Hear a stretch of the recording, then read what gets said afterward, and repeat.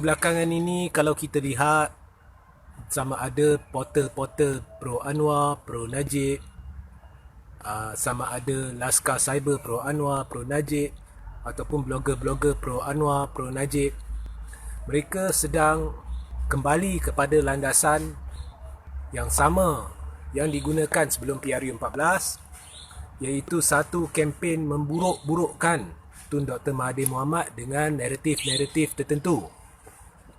Okey. Naratif ni dah dimainkan beratus-ratus kali. Naratif sama. Cerita yang berlaku berpuluh tahun dulu. Okey. Tun macam ni, tun macam tu, tun macam ni, tun macam tu. Okey, nampak macam ini adalah satu usaha yang concerted. In English they say concerted. Maknanya benda ni sama ada secara kebetulan atau memang dirancang. Naratif yang dimainkan ni hampir sama. Okey.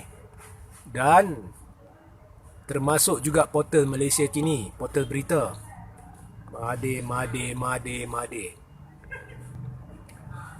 Tetapi kalau saudara-saudari lihat, dahulunya kita ada kes orang kata Mahathir menentang kepimpinan Najib. Okey.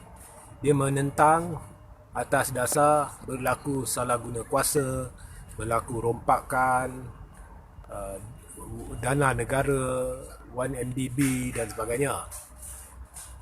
Apabila dakwaan itu dibuat, semuanya berpandukan kepada maklumat-maklumat tertentu, kepada data tertentu, kepada money trail tertentu yang akhirnya kita lihat dibentangkan oleh pihak pendakwaan di mahkamah. Dan benda itu dahulunya kita diberitahu bahawa ianya adalah spin palsu, rupa-rupanya benar. Kerana pada ketika benda tu dibentang di dalam mahkamah, tidak ada tentangan daripada Peguam Najib sendiri yang mengatakan benda tu adalah palsu. Dan akhirnya maklumat ini menjurus kepada kehakiman ataupun keputusan mahkamah bahawa Najib bersalah atas tuduhan jenayah. Ketujuh-tujuh tu bersalah. Jadi bermakna naratif yang dimainkan berulang kali sehingga orang percaya, termasuk saya. Okey, kononnya data ini palsu. Kononnya money trail ini palsu, dokumen ini palsu. Rupa-rupanya yang palsu tu adalah tim Najib. Bukan tim dia dari segi menteri-menteri. Saya cerita Laskar Cyber dia, blogger dia. Ya. Pada ketika tu kita yakin dengan orang-orang tertentu. Saya yakin dengan orang-orang tertentu. Jadi mereka beritahu, saya percaya. Benda ni saya percaya. Sebab orang ni memang connected dengan orang-orang di PMO. Tetapi banyak maklumat sebenarnya palsu. Dan orang-orang inilah yang sama, yang dulu dan lah ni dengan memainkan naratif yang sama berkenaan dengan Tun. Dulu apabila Najib diserang oleh Pakatan Harapan berhubung isu 1MDB yang kini dalam kes SRC ternyata benar. Mereka berkata itu adalah helah kerana apabila satu penipuan berulang kali, ianya akan menjadi atau diterima sebagai satu kebenaran. Sama juga konsepnya dengan apa yang dibuat oleh blogger-blogger Laskar Cyber, Najib, pro Najib, pro Anwar. Mereka juga mengulang naratif yang sama berkenaan dengan Tun yang setelah berdekad menjadi benar. Saya selalu bertanya, pada ketika Mahathir kembali sebagai Perdana Menteri, dia mengheret Najib ke mahkamah. Malu. Bekas Perdana Menteri diheret ke mahkamah. Malu. Atas pelbagai tuduhan jenayah. Dan orang awam dibiarkan melihat, dibenarkan melihat atau melihat apakah bukti-bukti yang dikemukakan dalam mahkamah, keterangan-keterangan saksi dalam mahkamah. Banyak keterangan ini tidak mampu dicabar oleh Peguam Najib, menyebabkan ramai terkejut bahawa perkara yang dahulunya Laskar Cyber Najib, blogger Najib kata tidak benar, rupa-rupanya benar. Najib memang buat.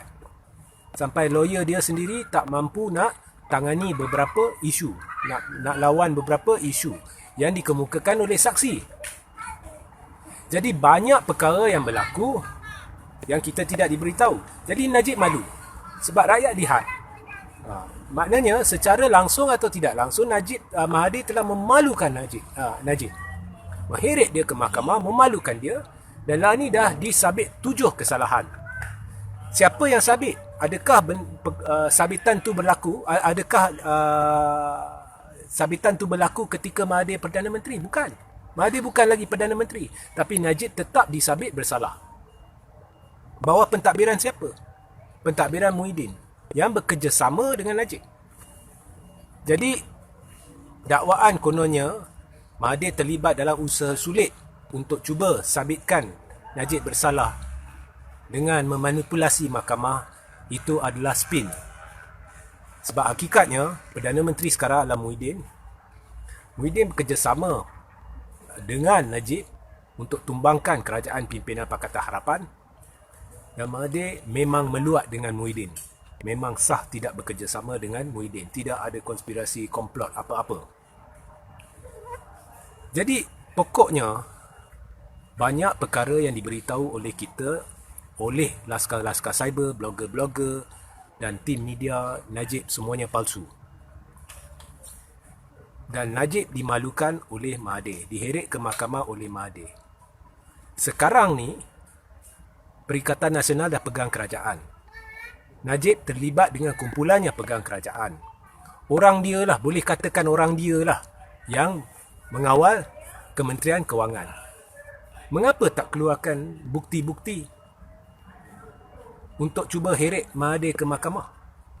Mengapa nak ulang cerita yang diulangi, yang dimainkan sebelum PRU14?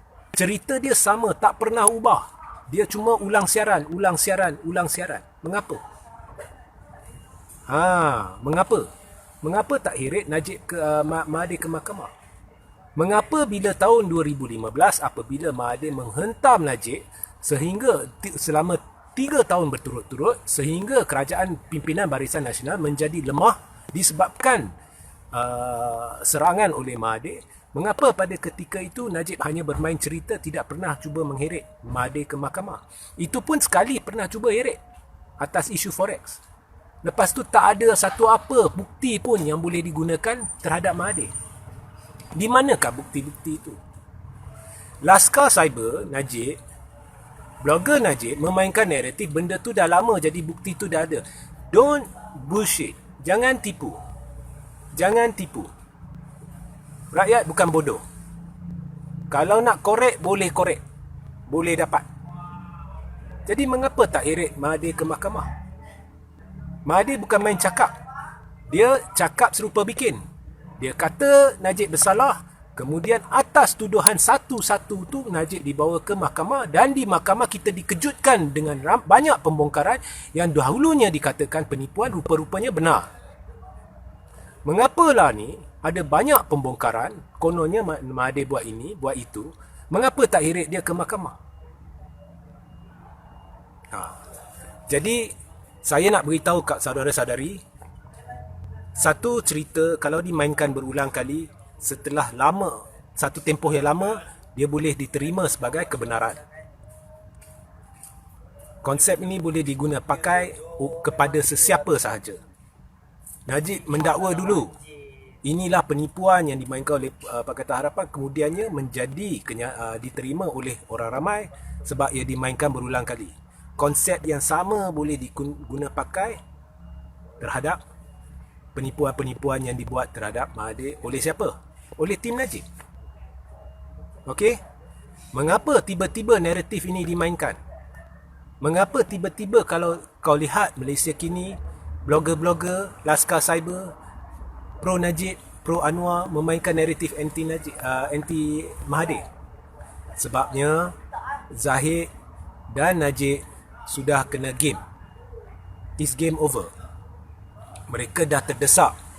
Segala apa langkah yang mereka lakukan Saya tak nak cerita, saya tak nak ulang balik sebab saya dah banyak cerita sebelum ini, dah gagal. Langkah terakhir adalah mereka cuba beri sokongan kepada Anwar.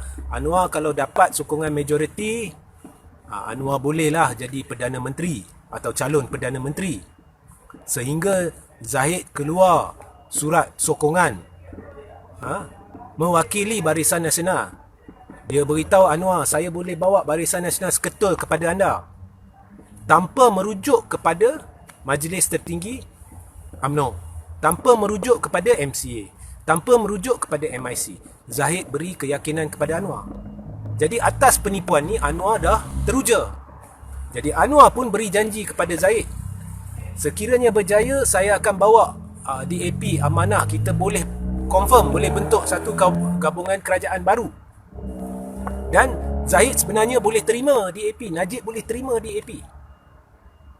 Okey. Tapi Anwar juga menipu sebab Anwar tidak pernah rujuk kepada kepimpinan DAP dan amanah berkenaan dengan perkara tu. Dia cuma beritahu.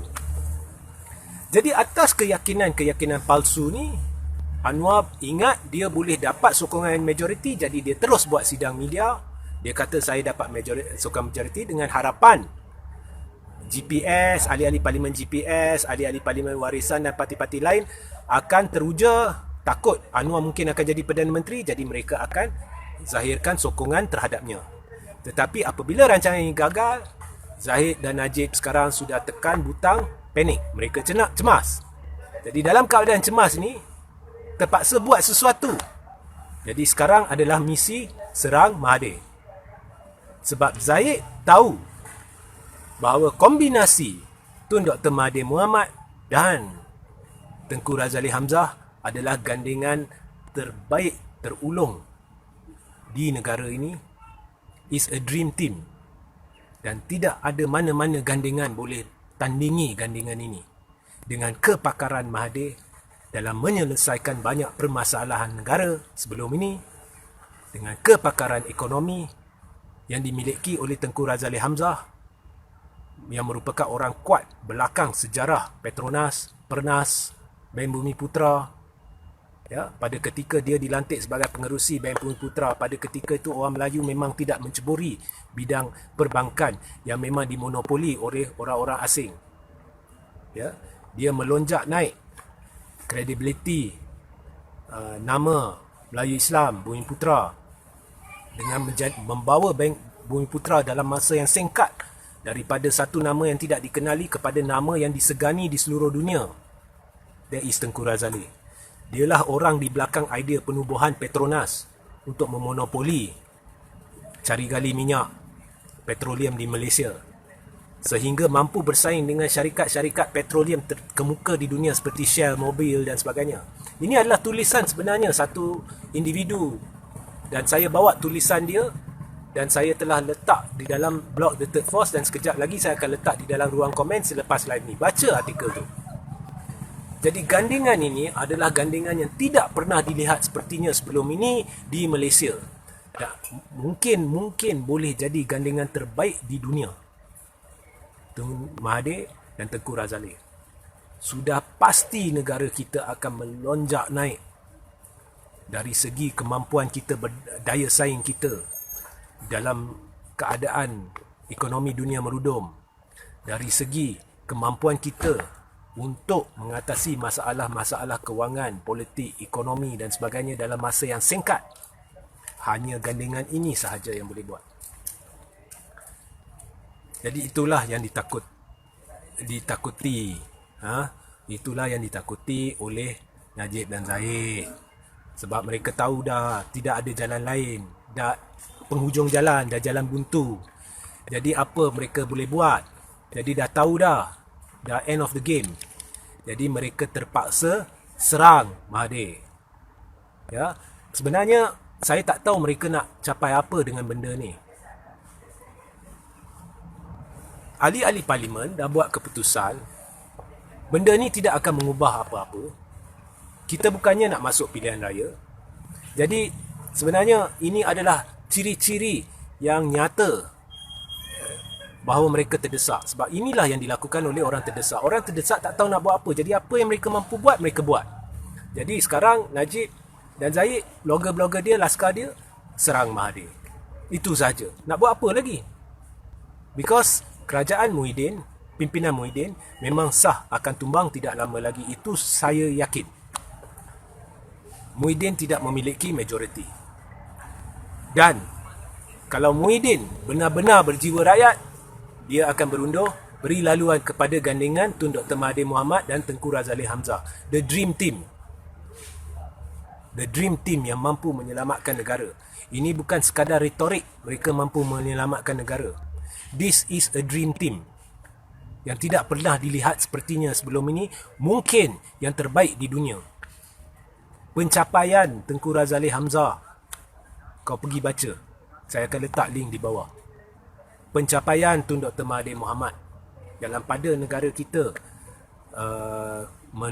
mengalami kegawatan ekonomi, menerusi krisis kewangan tahun 1998.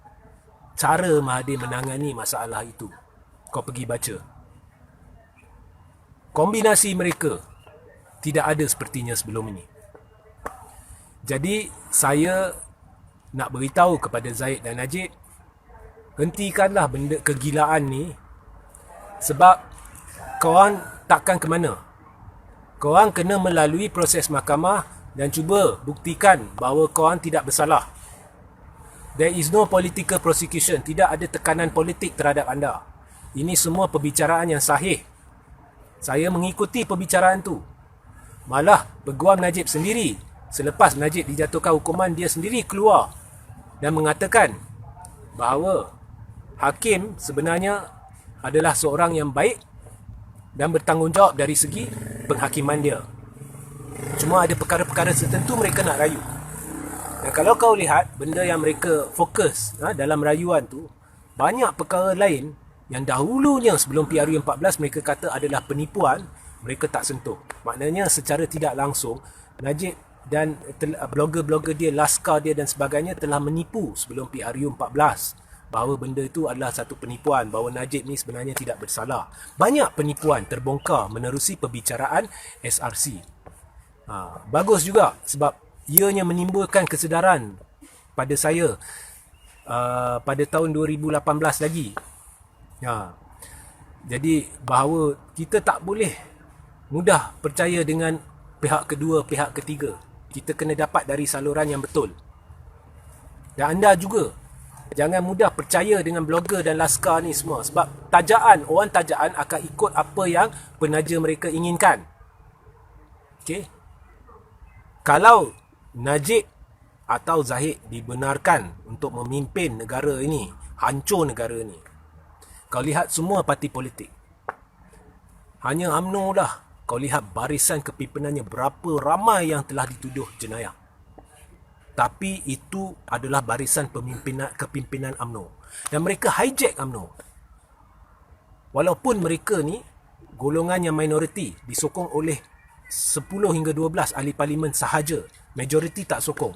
Tapi mereka hijack UMNO. Mereka buat UMNO macam parti mereka sendiri. Dan mereka guna UMNO sebagai landasan untuk membalas dendam, untuk cuba selamatkan tengkuk mereka. Perjuangannya adalah perjuangan wang kuasa kedudukan, tidak ada kaitan dengan agama, bangsa dan negara. Okey? Kalau dahulunya Zahid tidak ingin daftarkan Muafakat Nasional, lah ni dah tahu. Dah kalah dah. Sebab rancangan mereka untuk bentuk kerajaan bersama Anwar dan DAP tidak berhasil. Jadi tiba-tiba nak daftarkan Muafakat Nasional. Mengapa? Sebab Zahid nak cuba yakinkan Tim B bahawa kita boleh daftarkan Muafakat Nasional, kita boleh mentadbir, UMNO boleh take the lead. Itu bukannya yang majoriti ahli-ahli parlimen UMNO nak. Ahli-ahli parlimen majoritinya nak Zahid, Najib, semua kumpulan atas tu berundur terus. Itu sahaja. Itu yang tak boleh difahami oleh Zahid, oleh Najib. Mereka tidak dikehendaki. Apabila dah sampai satu tahap, ahli-ahli parlimen dah meluat dan sekarang semua dah terima Tengku Razaleigh, tiba-tiba nak daftarkan Muafakat Nasional. Adakah ahli-ahli parlimen ni teruja, nak yakin dengan Zahid? Tidak. Tidak.